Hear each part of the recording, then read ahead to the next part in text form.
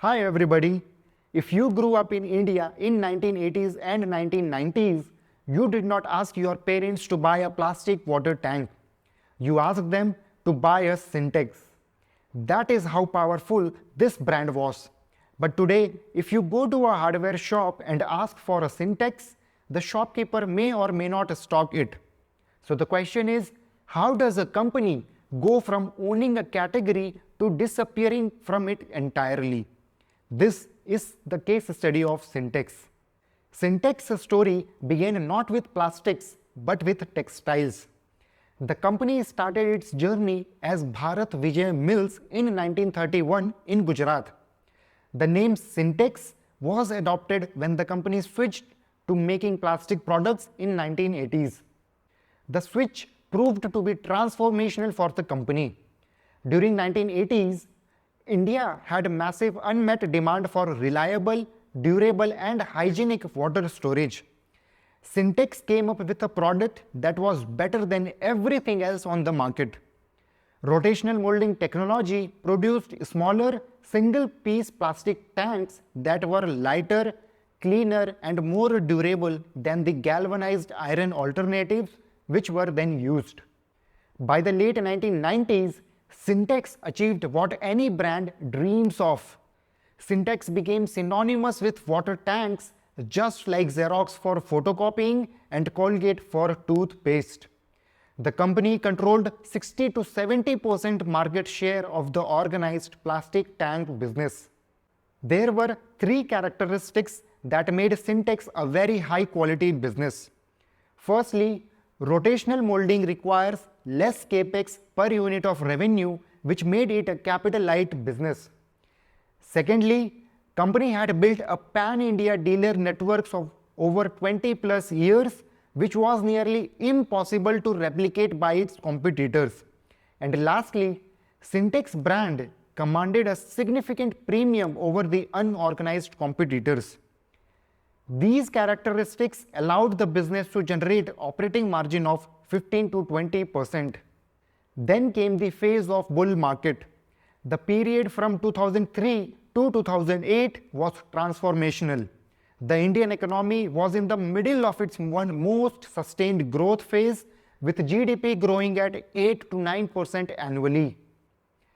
Infrastructure spending by the government was accelerating, which became tailwind for the sectors like plastics and constructions. This proved to be highly rewarding for the shareholders of the company. The adjusted share price of Sintex increased from 10 rupees a share in early 2000s to more than 400 rupees a share by 2008. Sintex was considered to be one of the hottest small cap growth stocks during that time.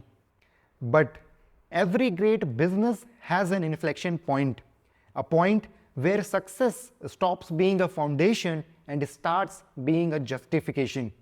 For Sintex, that point came somewhere between 2004 and 2008. In 2004, a second-generation promoter was appointed as a new MD of the company. Media celebrated him as a most valuable CEO in his industrial sector category. Here, the point is, when the outside world publicly crowns you as an exceptional, you can no longer afford to be ordinary. This creates an invisible trap that forces a need to build a personal legacy beyond what the first-generation founders created. So new management wanted much higher growth in the business than what it previously had. After joining, the new MD saw that the business of water tanks is not a repeat purchase business. Once purchased, water tank lasts for 15 to 20 years. So organic volume growth of the business is limited to new household formation, perhaps by 3 to 4% annually. This growth cannot fulfill the targets that the management had. So management resorted to inorganic growth and started acquiring businesses globally. It went into such a reckless acquisition spending that acquisition cost exceeded the cash generated by the water tank business. Between 2003 and 2008, management raised $600 million through foreign currency convertible bonds (FCCB), even though the annual revenue generation of the water tank business was just under $280 million. Just to give you a sense what FCCB is, think of it as a loan that can be turned into shares. Suppose you go to an international investor and say, give me $100 million loan and I will pay you a small interest rate, say 3 to 4% a year, which by the way is lower than what the Indian banks would charge.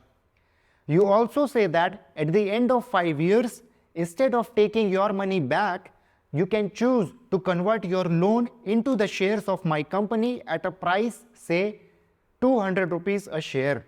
Now, there can be two possible outcomes. If a stock price rises above 200 a share, investor would convert loan into shares and you don't have to repay the cash. Or if stock price stays below 200, investors doesn't convert loan into shares and you have to repay the cash. The advantage of FCCB is that you get cheaper interest rates, but the risk is that if stock remains below agreed price, you have to repay the loan all at once. That was the first thing that management did. The second thing that management did was diversifying into construction business. Indian government during that time was dramatically scaling rural infrastructure. They were pumping enormous capital into rural construction. Management saw this as an opportunity and forayed into construction and prefabricated structures business. These two things are the reasons behind the high growth of the company and the dramatic rise in the stock price of the company from 2003 to 2008. But these two things also made the business highly fragile and made it impossible to survive a single bad year. Let me tell you why. The first reason is this: management was not acquiring companies with its own money. Rather, it was renting it with borrowed dollars. When you own something with your own money, you can wait if market turns bad. But if you rent something, the lender doesn't care. They need their interest payment. Further, FCCB requires the company to pay the principal payment in full and all at once if the stock price remains below the threshold price. The consequence is that the business has to perform perfectly every year. The moment one thing went wrong, one bad quarter, one currency move or one delayed payment, entire company would come under stress. The second reason is this: Sintex's construction and prefabrication business was growing rapidly. Revenues were rising, profits were rising, but it was all on paper. Profits were not converting into cash, rather it was going into receivables. In effect, this part of the business is not producing cash, rather it was consuming it.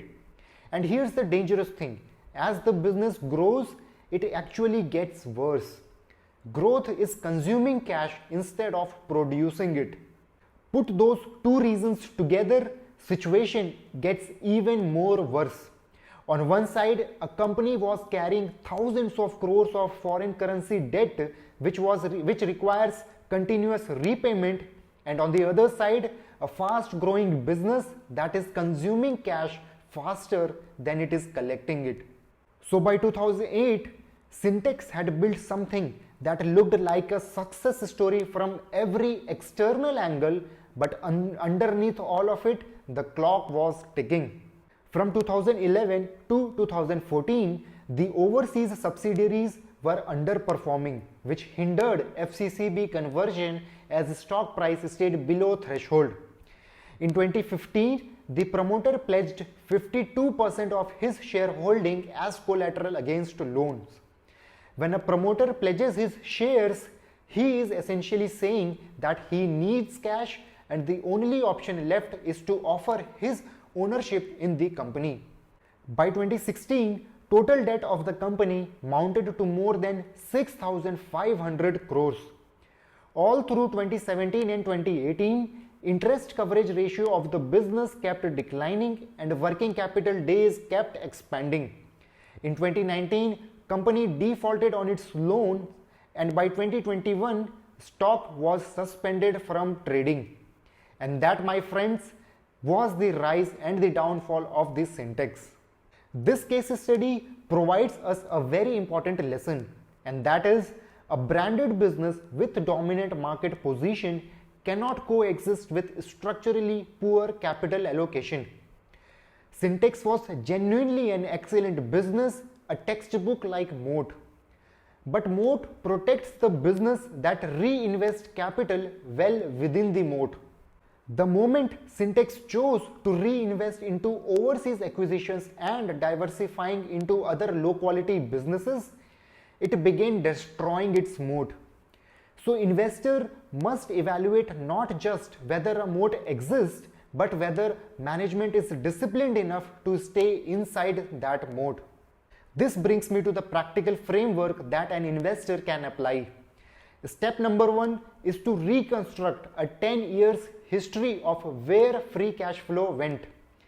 Is it into the core business at high ROC or into acquisition and diversification with lower payback? Step number 2 is to check for the receivable days. Is it increasing or decreasing? This will give an overview how effectively the company is collecting cash from its customers. And step number 3 is to check the promoter's pledge percentage quarterly. If it is rising, it might represent cash crunch in the business. Sintex teaches us one of the hardest lessons in investing, and that is a great brand and a great business is not the same thing.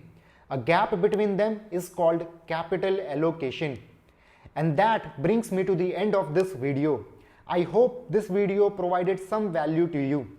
If this video was valuable to you, please like this video and subscribe to this channel for more such investment case studies. Thank you so much for watching. I will see you in the next video.